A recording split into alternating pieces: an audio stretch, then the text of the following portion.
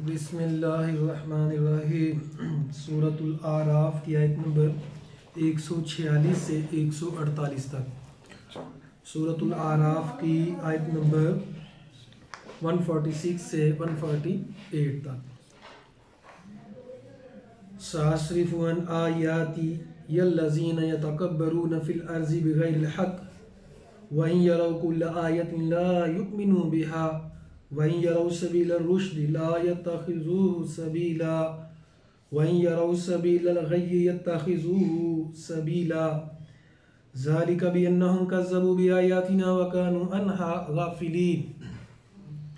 इस आयत में अल्लाह ताला ने तकब्बुर करने वालों का अंजाम का जिक्र किया है कि जो लोग तकब्बुर करते हैं उनका अंजाम क्या होता है। तकब्बुर होता है लोगों को हकीर जानना, हक का इनकार कर देना।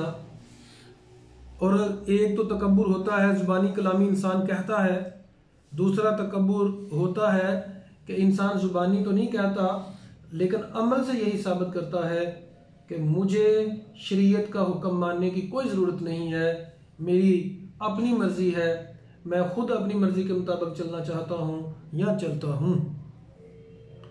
तो अल्लाह ताला फरमाते हैं सासरिफु अन आयाती, मैं जल्द ही, सीन का माना अन करीब मैं फेरूंगा, अन आयात यल्लज़ीना, अपनी आयात की तरफ। जो लोग तकब्बुर करते हैं ज़मीन में बगैर हक के, उनको अपनी निशानियां दिखलाऊंगा। लेकिन फिर भी वो वहीं यरौ कुल्ला आयतिन, हर एक निशानी भी देखेंगे, उनको मौके मिलेंगे अपने आप को बदलने के, निशानियां उनके पास आएंगी। लेकिन वहीं यरौ कुल्ला आयतिन, अगरचे वो हर एक निशानी देख लें, ला युमिनु बिहा, उन निशानियों के साथ ईमान नहीं लाएंगे। वहीं यरौ सबील रुश्दी, अगर हदायत का रास्ता देख लें, उनको पता चल जाए कि ये हदायत का रास्ता है, फिर क्या करेंगे, उनका रवैया क्या होगा, ला यत्तखिज़ूहु सबीला, उसको उस रास्ते पे चलेंगे नहीं। पता दिया कि यह हक का रास्ता है, यही फलाह का रास्ता है। जो लोग रिसर्च करते हैं, दीन के मामलात में बड़ी गहराई से देखते हैं, वो कहने के ऊपर मजबूर हो जाते हैं कि असल फलाह और कामयाबी दीन के रास्ते पे चलने में है। लेकिन उनमें से चलता कौन है, जो आजिज़ी इख्तियार करता है, जो इनकिसारी इख्तियार करता है, जिसके दिल में अल्लाह का डर होता है। जो तकब्बुर वाला बंदा होता है वो कभी भी हक पे चल नहीं सकता। अल्लाह का फरमान कि वो लोग हदायत का रास्ता देखने के बावजूद ला यत्तखिज़ूहु सबीला, उस रास्ते को अपनाते नहीं हैं, जन्नत में जाने के लिए उस रास्ते को का इंतखाब नहीं करते, कामयाब होने के लिए उस रास्ते का इंतखाब नहीं करते। वहीं यरौ सबीलल गय्यि, अगर वो गुमराही का रास्ता देखते हैं, यत्तखिज़ूहु सबीला, उसको रास्ते के तौर पे इख्तियार कर लेते हैं, उसको अपना रास्ता बनाएंगे। तो जिंदगी के सफर में वो लोग हमेशा गुमराही का साथ देंगे, हमेशा गुमराही पे चलेंगे, चाहे वो अल्लाह ताला की सारी निशानियां देख लें, चाहे वो अल्लाह ताला एक तो निशानियां देख लें, दूसरा हदायत का रास्ता उनके ऊपर वाज़ेह हो जाए, फिर भी नहीं मानेंगे, हदायत के रास्ते पे नहीं चलेंगे, गुमराही के ऊपर ही चलेंगे। ज़ालिका बिअन्नहुम कज़्ज़बू बिआयातिना, ये उनके साथ इस वजह से हुआ है कि बिअन्नहुम कज़्ज़बू बिआयातिना, उन्होंने हमारी आयत को झुटलाया है। व कानू अन्हा गाफिलीन, और उन आयत से गाफिल थे। जाहिर बात है, अगर गाफिल ना होते, उनको पढ़ते रहते, समझते रहते, उनके ऊपर तवज्जो करते, तो एक दिन आना था गफलत दूर हो जाती। लेकिन वो तकब्बुर कर रहे थे और वो गाफिल थे, यानी लापरवाह थे, देखा ही नहीं। जैसे वो मुअज़्ज़ज़ थे ज़माने में, मुसलमान होकर हम खार हुए तार के कुरान होकर। आप लोग पूछ के देख लें, जो लोग 16 किसी ने मास्टर किया हुआ है किसी और चीज़ में, उसे पूछें क्या 16 आयतों का तुझे तर्जुमा तशरीह आती है, कुरान की 16 आयतों का मफ़हूम तुझे आता है? नहीं आता। तो जब नहीं आता तो फिर गाफिल ही है ना, कुरान से तो फिर गाफिल हुए।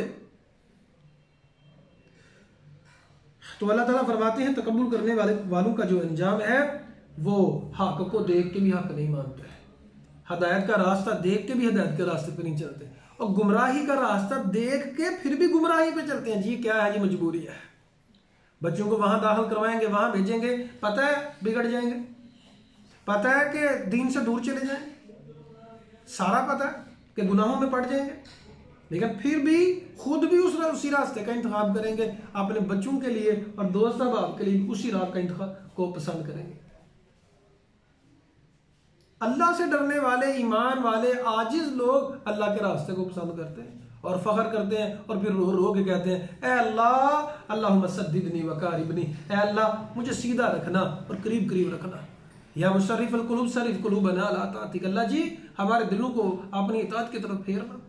या हय्यु या कय्यूम बिरहमतिका अस्तगीस, है अल्लाह ए जिंदा रहने वाले, है हमेशा कायम रहने वाले, बिरहमतिका अस्तगीस, मैं तेरी रहमत के साथ फरियाद करता हूँ, अस्लिह ली शानी कुल्ला, मेरे मामलात को दुरुस्त करवा दे, वला तकिलनी इला नफ्सी तरफत ऐन, अल्लाह मेरे नफ्स के हवाले मुझे एक लम्हे के लिए भी ना करना वरना गुमराह हो जाऊंगा। वो गुमराही से डरते हैं, जबकि दूसरी तरफ तकब्बुर करने वाला गुमराही से क्या डरना है, गुमराही का इंतखाब करते हैं। जैसे सूरह अल-बकरा में अल्लाह ने वजाहत की कि ये लोग हदायत को छोड़ के गुमराही को खरीदते हैं।